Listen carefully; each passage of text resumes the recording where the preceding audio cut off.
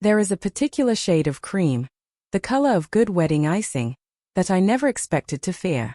But there it was, sitting on my counter at 5 in the morning, propped against the register like it had been waiting all night for me to notice it. Before we go any further, if stories like this one move you, take 1 second right now and hit subscribe. Because what you're about to hear is the kind of story that stays with you long after the lights go out. My name is Marin Ellison. I'm 31 years old.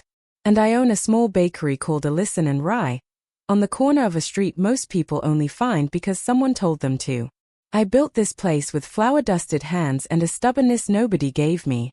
I earned it myself. My husband, Theo, builds furniture 2 doors down. Most mornings, he brings me coffee before either of us says a word, because he's learned that I don't have words yet, not until the first tray is in the oven. Our daughter, Ren, is 1 year old. She has a laugh like a hiccup, and when I hold her, I understand, all over again, why I never went looking for anyone else. The people who raised me are Ruth and Walter. They are not the ones who gave birth to me. They are the ones who stayed. They sold me this bakery for $1 and a promise to keep their sourdough starter alive. That's the kind of family we are. Small jokes. Big love. No math involved. Ruth's heart has been giving her trouble lately. Little flutters. The doctor watches. Walter pretends not to worry by rearranging the flower pots on the porch, over and over, like if he keeps his hands busy enough, nothing bad can happen. That morning, I turned on the ovens first. That's what you do. You don't open a letter before the bread goes in. The shop smelled like yeast and cold sugar, the way it always does before sunrise. And the envelope sat there, the color of joy, written in a hand I hadn't seen in 20 years. I told myself I'd open it after the rush. I did not open it after the rush. Here is what I know about the people who gave me away. Almost nothing. And I built an entire life on top of that nothing. I was 3 years old when they signed the papers. Old enough to have one memory.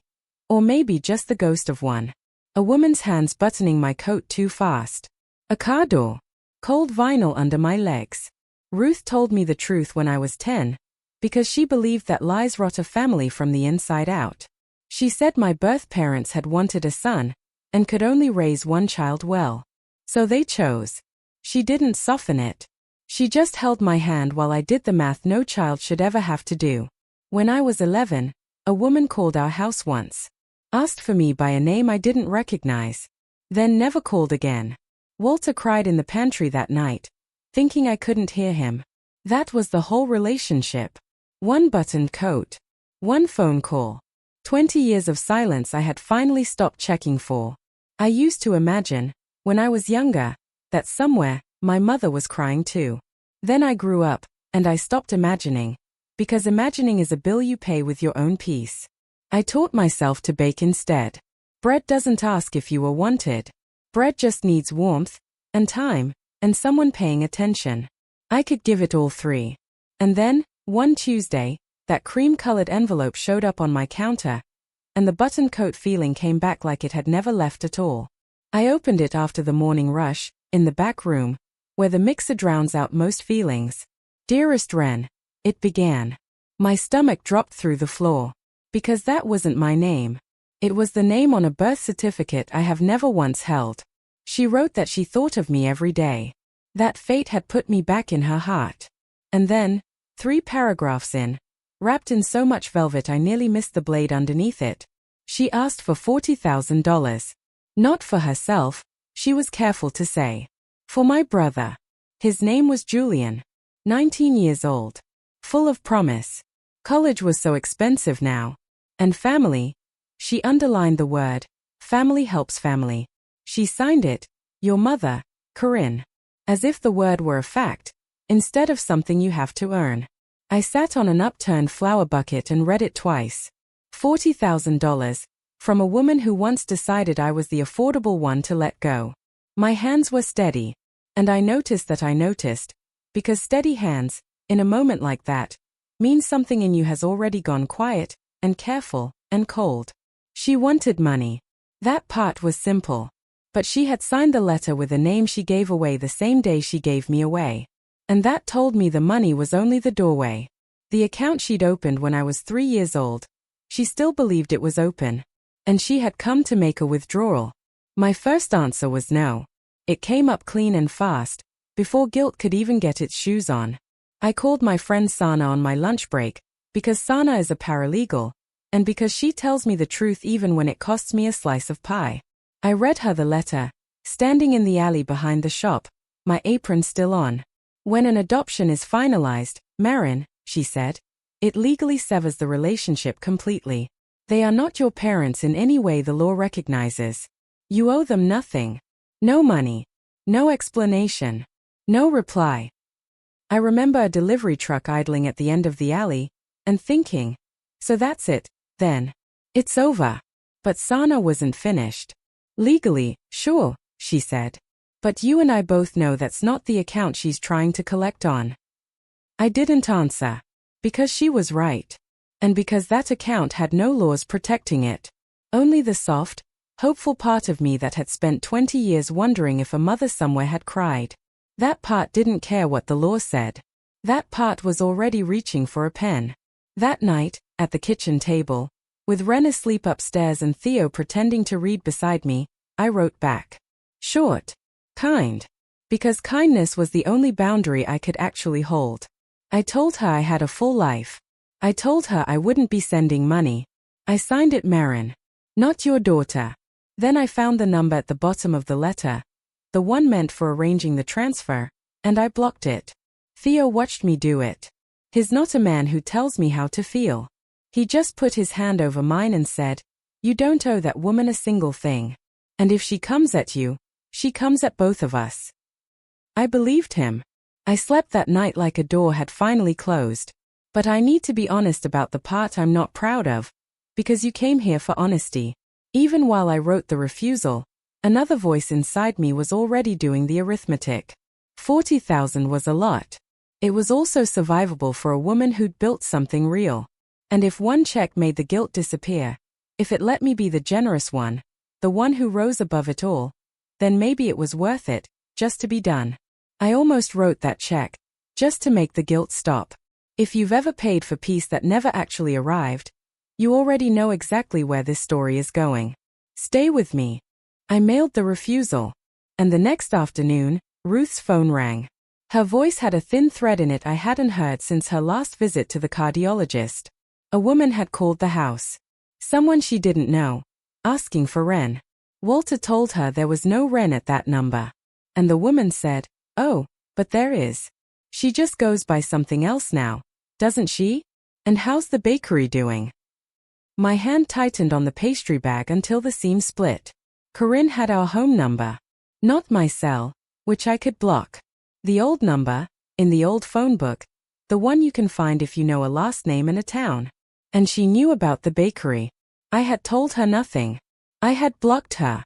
And still, she was reaching past me, through me, toward the people I would burn down the whole building to protect. I kept my voice level for Ruth's sake. But my heart was doing something fast and ugly. Because a stranger who accepts no walks away. A stranger who circles behind you, hunting for the softest people in your life, she isn't asking anymore. She's measuring the walls. Looking for the windows somebody left open. That evening, I did some looking of my own. Because I would rather know the shape of a thing than be ambushed by it. It didn't take long to see the pattern. The letter had arrived 6 weeks after our bakery was featured in the regional paper. A little article about the local shop that had quadrupled its wedding orders. A photo of me, grinning, holding a 3-tier cake like a fool. 20 years of silence. And then the exact moment I looked solvent, the moment I looked worth it, a letter arrives, calling me dearest. I sat with that for a long time. Because it meant the silence had never really been silence. It had been patience. She hadn't forgotten me and then remembered. She had been watching, from a distance, waiting for the girl she gave away to grow into something worth coming back for. I wasn't a daughter she'd lost. I was an investment she had deferred. The only question left was, who had been feeding her the reports? 2 days later, a second envelope arrived. Same cream color. Inside was a photograph. A boy, 19, standing in front of a brick building, hands in his pockets, half a smile. The kind of smile you give when someone else told you to smile. Julian. My brother. A word that landed strange in my chest, because I had never had a sibling, and here was a stranger wearing my birth mother's chin. Corinne's note was shorter this time, and sharper for it. Julian didn't know she was writing, she said. He was proud. He would never ask for help himself. But he was the family's hope. He needs you, she wrote. Your brother needs you. She had learned, in the space between letters, that pleading for herself bounced off me. So she swapped ammunition, and put the boy in front of the money like a shield, because she knew, the way predators know, that I would never fire through a child. It worked. A little. I looked at that practiced half-smile for a long time. But I've piped enough wedding cakes to know the difference between a bride's real joy and the smile she gives the photographer on the count of 3. Julian's smile was the second kind. I turned the photograph over. Because I turn everything over. It's a baker's habit. You always check the bottom of the tray. On the back, in different handwriting, was a return address. Not Corinne's city, 3 hours away. A house 1 county over from mine. My Aunt Isla's house. I had met Isla exactly twice, both times by accident, both times through Ruth, who kept one thin thread of contact with my birth family, the way you keep a spare key you hope you never have to use. Isla had always seemed like the neutral one. The aunt who sent a Christmas card and asked no questions. The border town between 2 countries at war. And her handwriting was on the back of a photograph my birth mother had used to break my boundary. I called her the next morning. Not to accuse. Just to listen. Because people who think you don't know anything, they will tell you everything. Oh, honey, it's been so long, Isla said, warm as ever. How's that beautiful baby? I asked, gently, if she'd heard from Corinne lately. There was a pause. The kind a person takes when the true answer and the safe answer are fighting in their throat. Well, you know how she frets over you, Isla said. I keep telling her you turned out just fine. I send her little updates so she stops worrying. She said it like a kindness. She had just handed me the map, and she believed she was doing me a favor. For years, she admitted, since I was a teenager, Corinne would call and ask how I was doing. And Isla would relay whatever Ruth had told her. When I got into the baking program. When Theo and I married. When the shop opened. When Ren was born. She just wants to know you're happy, Isla said. I listened to a woman describe, in the voice of someone recounting a good deed, how she had spent a decade as a pipeline, feeding every private detail of my life to the person I had been protected from. She's your mother, Marin, Isla said, when I went quiet. Blood is blood. And there it was. The whole machine, folded into a single tidy sentence, said by a woman who genuinely believed she was the gentle one. She wasn't cruel. That was almost the worst part. She simply believed that family was a debt that overrode any door you tried to close. I asked her, as evenly as I could, to please stop sending Corinne anything about me or my daughter. There was a long, hurt silence. The silence of someone who cannot understand why you'd refuse a favor. Well, if that's what you want, she said finally. Then, softer and terrible. But honey, you can't really stop your mother. She's already decided. Cutting Isla off cost more than I expected. She wasn't a villain. She was the last thin thread to a whole side of myself I never got to know. The aunt who might have told me stories about grandparents, about where my hands came from. When I asked her to stop, I felt that thread snap. And I stood in my kitchen holding a dead phone, a little more alone than I'd been that morning. Nobody tells you this part. Protecting yourself doesn't feel like winning. It feels like subtraction. Every wall you build to keep the harmful ones out also keeps out the maybe good ones standing behind them. Theo found me still standing there and didn't ask what happened. He just started dinner. Because he's learned that sometimes the kindest thing is to fill the room with the smell of onions and let a person come back to herself in their own time. Over the stove, he said only one thing. She warned you, didn't she? That Corinne's already decided. I nodded. Then decide back, he said. Not louder. Just first. It was good advice.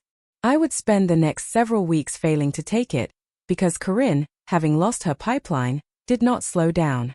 She got in her car. I sat Ruth and Walter down at the same kitchen table where I'd learned to crack eggs one-handed, and I told them everything. The letters. The money. Isla. I told them a woman named Corinne might come to their door, and if she did, they were not to let her in. Not even to be polite. Not even for a minute. Walter went quiet and stern, the way he does when a machine breaks and he's already fixing it in his head. But Ruth went pale in a way I didn't like, one hand drifting to her chest.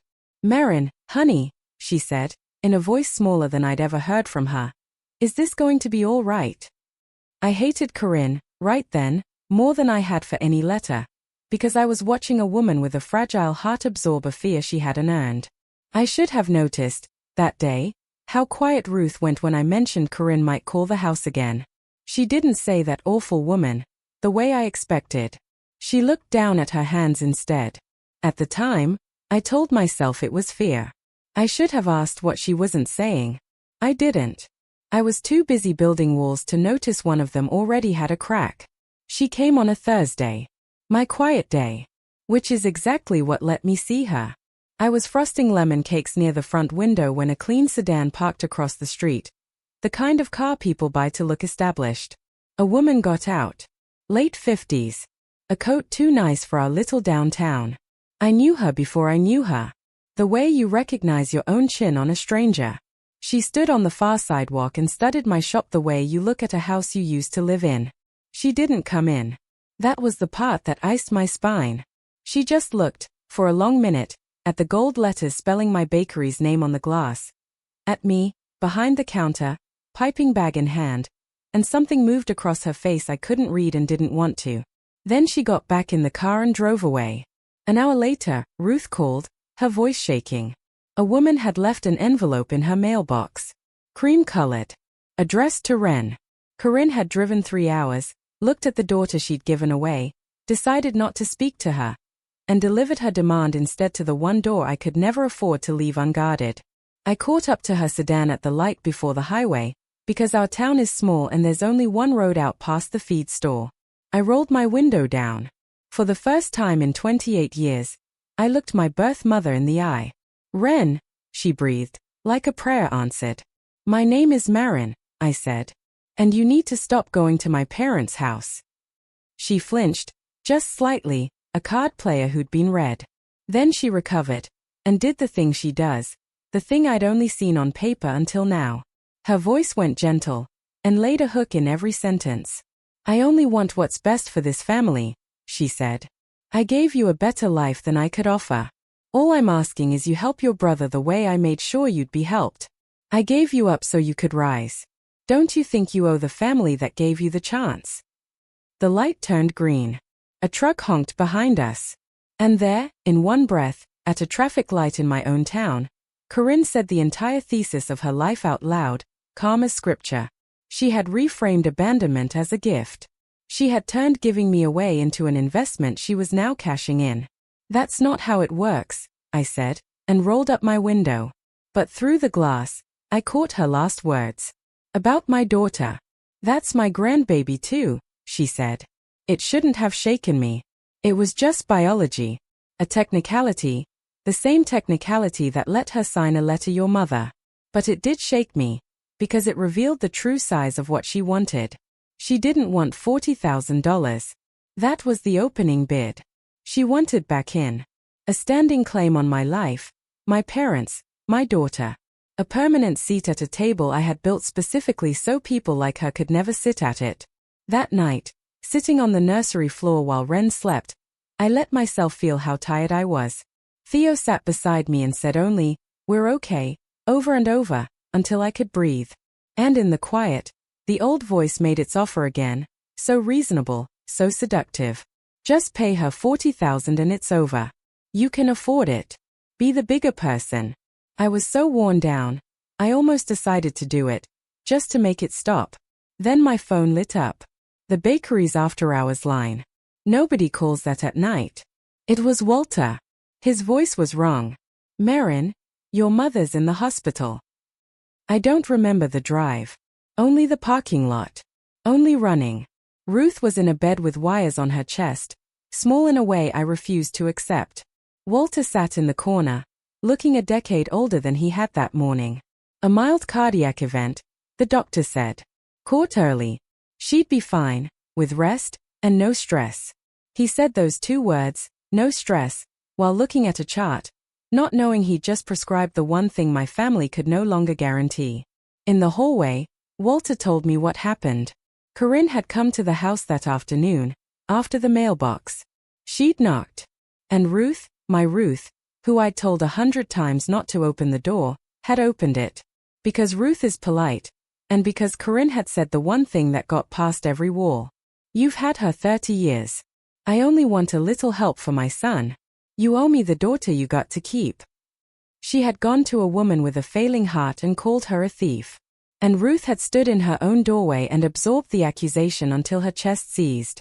I sat by her bed all night. Near dawn, she woke, found my hand, and whispered something I will hear for the rest of my life. Don't let her take you from me, she said, as if I were the one being stolen. In the morning, gray light through the blinds, Ruth asked for the mail from home. Ordinary mail. Bills, a grocery flyer. Ordinary is what a scared person reaches for. And there, in the middle of it, was the cream envelope. Riding along by accident. Sitting now on my mother's lap in her hospital gown, her hand resting over it, shaking, not from the envelope, just from being 71 and tired and hooked to a monitor. I looked at that. My adoptive mother's trembling hand, lying over my birth mother's demand, in a hospital, at dawn. And something in me finished changing that had been changing all week. I had been fighting to keep my peace, hoping there was a version where everyone stayed calm, and I paid a fee, and it all went quiet. That version died on the blanket in front of me, because I finally understood the shape of what I was fighting. Corinne would never stop, and she would never come at me directly again, because she'd learned I was strong. She would come at Ruth. At Walter. At Ren, someday. She would keep aiming at the softest people I loved, because that was the only leverage that ever worked on a woman like me. I took the envelope off my mother's lap so she wouldn't have to hold it another second. And I made a decision that felt like stepping off a ledge. I was going to drive the 3 hours myself. Not to pay. To find out what that money was really for. Because whatever this was, it wasn't a boy's tuition.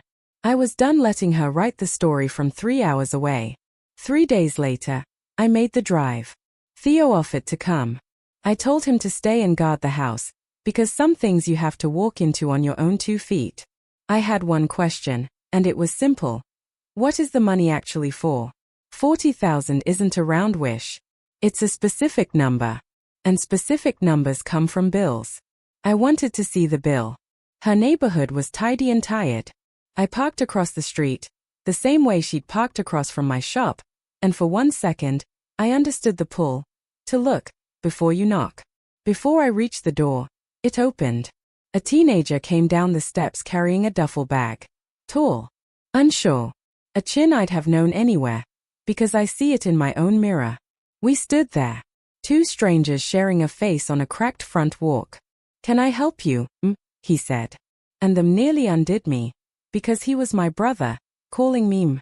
My name is Marin, I said. I think Corinne is my mother too. The color drained out of his young face in real time. I had a sister, he said, more to himself than to me, testing the fact. Mom said, when I was little, there was a baby before me. A girl. But she said it didn't work out. It didn't work out. That was the phrase Corinne had given him for handing me to a stranger. Like a recipe. Like a business. A thing you try and abandon. I asked him, gently, if he was excited about college. He looked at me like I'd spoken another language. What college? And the whole cream-colored story Corinne had built cracked right down the middle, because the boy the money was supposedly for had never heard of it. He wasn't enrolled anywhere. Nobody had asked him about tuition. He'd finished high school in spring and wanted to do a welding apprenticeship. Something hands-on, something real. But his mother wanted a real school, and he didn't want to fight her. So mostly he'd just been working at the auto shop, hoping she'd let it drop. He had no idea a woman 3 hours away was being asked for $40,000 in his name. Mom does that, he said, so soft I almost missed it. She tells people things about me. The front door opened again, and Corinne stepped out, saw us standing together, and her face fell straight through the floor. For one unguarded second, I watched a woman whose two separate stories had just met each other in the yard. Then the mask slid back on. "Julian, honey, go put your bag inside and let me talk with our guest." Our guest. Not even a name, in front of him. She steered me inside with a hand on my elbow, chattering about coffee. I let her, because I wanted inside that house. I wanted to see the bills. While her back was turned filling the kettle, my eyes went where a baker's eyes always go, to the surfaces, the papers pushed to the edge of the table, where you shove the things you don't want a guest to see. Envelopes with plastic windows. The kind of mail that means someone owes someone. She stepped out to take a call. The second the screen door clapped shut, Julian slipped back into the kitchen, talking fast and low, the way you talk when a door might open any second. He told me the truth, because nobody had ever asked him for it. He didn't want college. He wanted the welding program 2 towns over. 9 months, hands-on, a real paycheck. He'd saved part of the cost himself. It was a fraction of 40,000. A small, honest number, for a small, honest dream. Every time he brought it up, his mother would get that look, and start talking about the sister who threw away her chances. Meaning me. The cautionary tale I'd become without ever being in the room. "So I'm the warning," I said. "Yeah. Kind of. Sorry." I looked at this kid across the table and finally saw the whole machine clearly. Corinne had 2 children. She'd discarded one for being a girl, and was crushing the other for being the boy she'd staked everything on. Different weapons. Same scale. We had maybe 9 minutes. We did the things siblings do in 9 minutes that should take 9 years. He told me he'd always felt watched, but never seen. I told him I'd always felt seen, but never wanted. He laughed, short and surprised. We got opposite halves of the same lousy deal. "Yeah," I said. "We did." "Quick," he whispered, before the screen door creaked again. "Look at the top one. It's not for me." I had maybe 10 seconds. It was enough, when you already know what you're looking for. Not a tuition statement. A past due notice, the amount circled in the same neat, looping hand that had written "Dearest Ren." Underneath, more of them. A collections letter. And at the bottom, a note about money promised at a cousin's wedding months back. Gift money Corinne had pledged in front of the whole family and never covered. A debt of face, as much as cash. The screen door announced her return, and I sat back just in time. But I had it now. The 40,000 was never Julian's education. It was Corinne's debts. Her collections. Her reputation, spent beyond what she could pay, wrapped in a boy's name because she knew I would never fire through a child. "So," she said, bright as anything, kettle screaming behind her, "have you thought about how you'd like to send it?" Right up until that question, I had been holding, in the back pocket of my mind, a compromise that felt almost noble. Send the money. Call it a gift to Julian, not to her. Rise above it. Be the generous one. Go home feeling like the good person I'd auditioned to be my entire life. That plan died at the kitchen table, with the bills 6 inches from my hand. Because there was no clean way to give her that money. Every dollar would go to the past due notice, the wedding debt, the reputation she was drowning to maintain. The exact machine that discarded me, now crushing my brother. If I paid, I wouldn't rise above the ledger my family lived by. I would be balancing its books. "I need to think," I said, and stood up to leave. Her face slipped, just for a second. The warmth curdled into something older and harder. "You think about everything, don't you?" she said. "Always the careful one." Then, low, almost to herself, "You owe me, Ren. I carried you. I gave you to people who could do better because I loved you enough to lose you. Do you know what that costs a mother? The least you can do is not let this family drown." I stood by her door with my keys in my hand and looked at this woman, who had just described abandoning her child as an act of love so profound it had earned interest for 30 years. She believed it. That was the thing that finally cooled all the heat out of me. She had told herself this story so many times it had become her bones. In her ledger, giving me up was a sacrifice, and a sacrifice creates a debt. And the debt was mine to pay, because I was the one who'd gotten the better life she'd generously arranged. I told the family you'd help, she said. At the reunion, I told them my daughter would take care of things. So you see, you have to.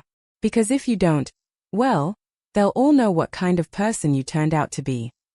She had spent my name before she ever asked. And now she meant to collect in public. Sunday. A reunion at her house. The whole extended family. Aunts, cousins, Isla, the wedding people she owed, all gathered to eat. And, though she didn't say it this way, to witness. She had built a room. A private no, she could survive. But a daughter who refused her mother in front of the whole family, who let the family drown when she could have saved it. That daughter would be branded, and the shame would do the collecting her letters couldn't. You'll come, she said. It wasn't a question. Because if you don't, Ren, I'll simply have to tell them the story myself. My version. How the daughter I sacrificed everything for grew up cold and turned her back on the family that gave her the chance. She smiled. You're a businesswoman now. You know how much a reputation is worth. I drove home 3 hours in the dark, and I did not fall apart. Instead, something in me got very clear, and very level. The way a kitchen gets at 4 in the morning before anyone else is awake. She'd built a room. Fine. I would decide what happened in it. Theo was up when I got home, light on like a lighthouse.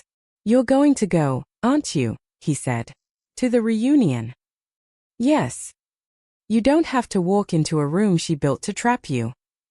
He was right, about her. But somewhere on that dark highway, I'd stopped thinking about her at all. I wasn't going for Corinne. I was going for Julian. Because there was a boy in that house with a welding brochure hidden in a drawer, and a mother turning him into a bill. And I was the only person alive who understood both ends of that particular trap. The next morning, before the ovens were even warm, I called Sana, and someone else. And I started building the only thing that could beat a woman who saw children as currency. A way to give without her ever getting to spend it. Sana connected me with a woman who set up education trusts. I explained what I wanted, and watched the attorney's face move from routine to interested. Real money for Julian. Enough for the welding program, and then some. Enough to launch a life. But locked. Held by a third party. Released only for verified educational and vocational costs. Paid directly to the school, the tool supplier, never as cash into anyone's hand. Not a dollar reachable by anyone but him. The one condition that matters, the attorney said, is that the beneficiary has to want it, and know about it. And it's best if his mother doesn't find out about the mechanism until it's already done. I understood. My weapon wasn't going to be louder than hers, or crueler, or more manipulative. I was going to give my brother something she could never turn into money. I texted Julian from the shop, and he called me back on his break, engine noise behind him. I told him the truth plainly, the way Ruth once told me the truth. The money was for her debts, not his future. Even over a bad phone line, I heard the news both hurt him and free him. The confirmation of something he'd half known his whole life. Then I told him what I wanted to do instead. Money set aside just for him. Locked, so no one could touch it but him. Only for the trade he actually wanted. He was quiet for a long time. Then, in a voice younger than 19. Nobody's ever asked me what I wanted before. You're the first person who asked me what I wanted. I had to lean against the walk-in door to stay standing. 2 kids. One thrown out, one held too tight. And neither of us had ever once been asked. The night before the reunion, I sat with Ruth, who took my hand across the table and said, "You spent your whole life thinking you had to earn your way in here. Staying late. Fixing everything. Feeding everybody." She squeezed my hand. "But you didn't earn us. You don't get kept for being useful, Marin. You get kept for being ours." Walter had told me almost the same sentence, weeks before, wiping his hands like it was obvious. Now Ruth handed it to me a second time, as if the two of them had quietly agreed I'd need to hear it twice. "Because tomorrow," Ruth said, "that woman is going to tell you your worth is what you can pay. And I need you to already know she's wrong before you walk in that door." I drove the 3 hours one more time, in my good coat, with a cream envelope in my bag. Not a check. Something else. I'd chosen that exact shade on purpose, the color of wedding icing, so she'd see the envelope and think she'd won, right up until the second she opened it. The house was full when I arrived. Cars lined the block. Warm yellow windows. Corinne answered the door, and her face bloomed with triumph, because I had come. To her, that could only mean I'd folded. "Ren," she said, loud enough for the hall to hear. "You made it. Come in, everyone's dying to meet you." I stepped into a front room full of strangers who shared my blood and not one moment of my life. Dinner was a performance, and I was the guest of honor in a play I hadn't read. Corinne served Julian first, before Curtis, before the elders, an old reflex, older than either of her children. The son fed first, always. Nobody at that table thought it was strange. That was the part that chilled me. Not one of these warm, ordinary people saw anything odd in a mother who'd thrown away a daughter, and now beamed at her. It was an old great-aunt who cracked the door on Corinne without meaning to, telling the table how hard Corinne had it too, growing up the only girl among brothers, told plainly that a daughter's whole job was to marry well and produce sons. That a woman who couldn't produce a boy was a field that wouldn't take seed. I sat very still. Corinne hadn't invented the rule that discarded me. She'd been raised inside it. She'd been the unwanted girl once, and she'd swallowed that poison so young it became the water she swam in. I even felt it. The traitor pull of sympathy. But understanding is not absolution. A victim who becomes an enforcer is still an enforcer. And the boy at the end of the table was still being fed first, while his real life sat in a folder in my bag. Corinne stood, tapped her wine glass, and the table hushed. As many of you know, my Ren was raised elsewhere, and she's done so well. And she has generously agreed to help this family in our time of need. Especially her brother. She squeezed Julian's shoulder. He went stiff as a post. "Isn't that right, dear?" Every face turned to me, kind and expectant, waiting for the grateful daughter to confirm her generosity. I set down my fork. I stood. I reached into my bag for the cream envelope, and watched her face flood with victory, because to her, a woman reaching for an envelope at that table could only mean one thing. I didn't raise my voice. I've learned the person who stays quiet in a loud room becomes the only thing anyone can hear. "Not Julian's education," I said. "There is no college. Julian never enrolled anywhere. He'd like to learn a trade, and no one in this house has ever asked him. The $40,000 is for past due loans, and collections, and gift money promised at a wedding and never paid." I watched the warm room go cold in stages. "You ungrateful," Corinne started, climbing. "After everything I gave up for you." Ungrateful. The word that had ruled me my whole life. The word that says you owe. That your existence is a debt. 2 weeks earlier, it would have flattened me. Now, I already had a sentence in my chest, given to me twice. I opened the envelope. Not a check. Trust papers. I set them on the table where the light could catch them. "This is money set aside for Julian," I said. "Enough for the welding program he actually wants, and then some. It's held by a trust, managed by someone outside this family. It can only be released for his education, his tools, his training. Not for debts. Not for gifts. Not for anyone's reputation." I looked at Corinne. "It cannot be given to you. Or borrowed against. Or spent on anything but him. Ever." The room was dead silent. Julian stared at the papers like they were a language he'd waited his whole life to learn. "You can't do this," Corinne said, her voice cracking wide open, the mask gone completely. "I sacrificed my own child so you could have more. You owe this family. You owe me." I stayed in my chair, hands still on the table. "You didn't give me away, Corinne," I said.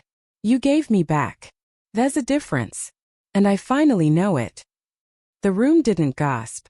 It went stiller. The stillness of people watching a wall they'd always leaned on turned out to be a curtain. "I will not give you $1, I said. "Not now. Not ever. And this is the last time you'll see me." Then Julian did the bravest thing I saw all night. He picked up the trust papers, chair scraping back, and stood. "I want the welding program," he said, voice cracking, holding anyway. "That's what I want. That's what I've always wanted." Then, quieter, to his mother, she asked me, "Mom, Marin asked me what I wanted. You never did." It was the first time in that room that anyone had chosen me, the discarded one, over her. And it was the favored one doing the choosing. I didn't stay to be forgiven, or fought. I set the empty cream envelope on the table, its work finished, told Julian the attorney would call that week, and that he had a family now too, 3 hours away, that smelled like bread. Then I walked out, past the coats and the casserole dishes, down the steps Julian had carried his duffel down 2 weeks before, into a cold, clean evening. I did not look back at the house. I had spent 28 years looking back at that house, wondering if a light was on for me. Now I knew there had never been a light. Only a ledger. And I was finally, permanently, closing the book. My hands were steady on the wheel the whole drive home. Theo had the porch light on when I pulled in near midnight. I stood in my own doorway for a second, just to feel the difference between this threshold and the one I'd left. "So you did it," he said, later, after I told him everything. "You gave the kid a life. And gave her nothing." "Yeah," I said. "And I found out I'm not the one who was thrown away. I'm just the one who got out." Julian started the welding program that fall. He texts me pictures now, sparks and steel, and a grin that reaches his eyes, the real kind, no photographer counting to 3. Walter taught him to shape a loaf of bread once, and the sight of the two of them flouring a counter together is a thing I keep in the same pocket as the sentence Ruth gave me twice. Corinne never wrote again. I hear, through the thinned-out grapevine, that she still tells her version. That her ungrateful daughter turned cold and abandoned them. Some of them believe her. I've made my peace with that.